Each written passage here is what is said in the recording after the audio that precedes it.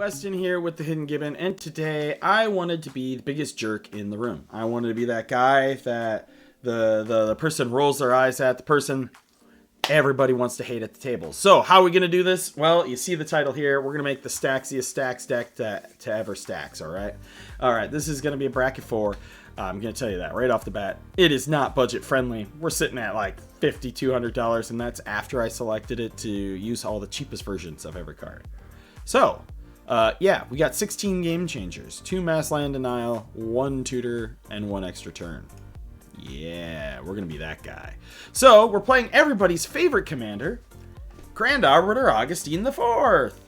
And he makes your spells cost less and your opponent's spells cost more. So they're already going to be pissed off from the second you sit down.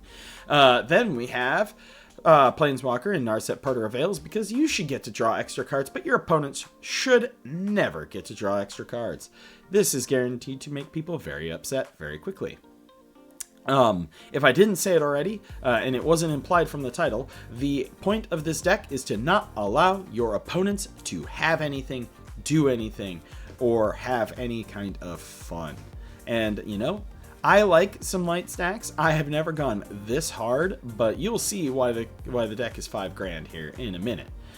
We are only running 10 creatures in this deck, and each of these 10 creatures are kind of jerks. We have Aven Mind Sensor, so that way opponents can't search their libraries other than the top 4 cards. We got Aethersworn Canonist, so that way they can't play extra non-artifact spells. Esper Sentinel, tax them. Durandeth Magistrate, yeah, you don't get to play your commander, bud.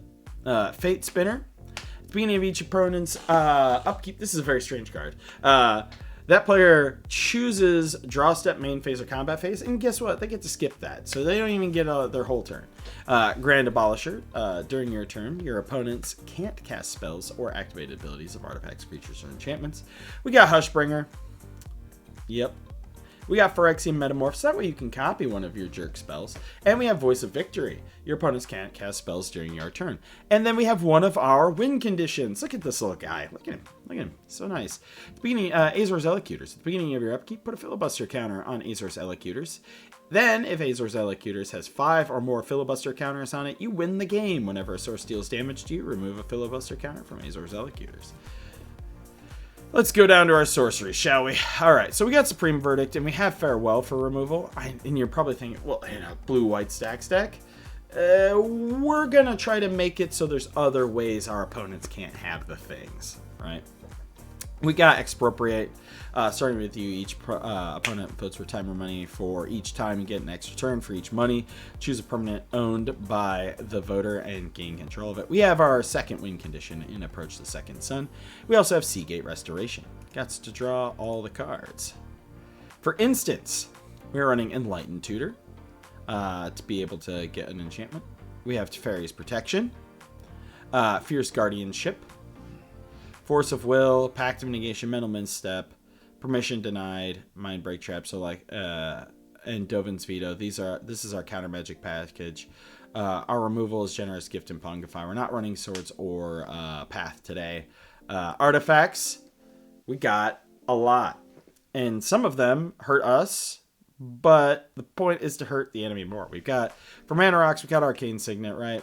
I'm going to count Sapphire and Pearl Medallion as Mana Rocks because they make things cheaper. We got Mana Vault. We got Soul Ring. We got the One Ring in here today to protect us. And then we've got Stax pieces. Are we ready? Let's count them out, shall we? We have Cursed Totem. Activated abilities of creatures can't be activated. We got Damping Sphere. So every time they want to play something more than once a turn, they got to pay more for it. And if they have their lands tapping for more, no is the answer to that. God Pharaoh Statue. We have Norn's Annex, Thorn of the Amethyst, Topor Orb, Trinus Sphere, Winter Moon, and Winter Orb. Yeah, we're that guy. For enchantments, we're running 15. So we have Authority of the Consuls. Their stuff comes into play tapped. Copy Enchantment. Copy Land. Okay, so I'm going to tell you a fun combo when we get down to the lands that I'm going to do. And by fun, I mean, it's not fun for anybody, but it's fun. So we got copy land. Just remember copy land and extravagant replication. That's important. We have future sight, ghostly prison, humility, kismet, a good old card that is one of the early Stax pieces.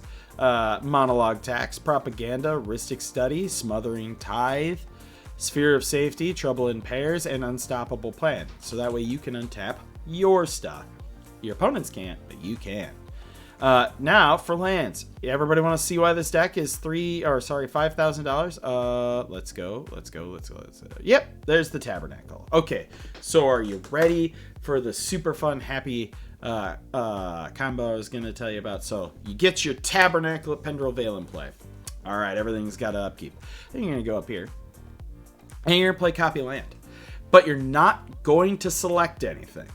So copy land says you may have copy land enter the battlefield as a copy of any land on the battlefield except for its enchantment in addition to its other types. Don't select anything.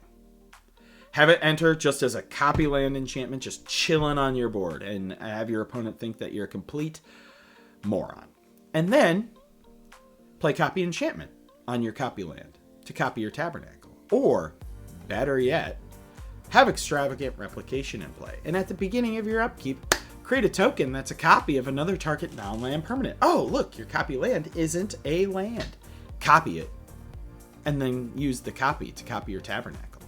Get yourself like 25 Tabernacles while you're sitting out there just waiting for your approach of the second sun.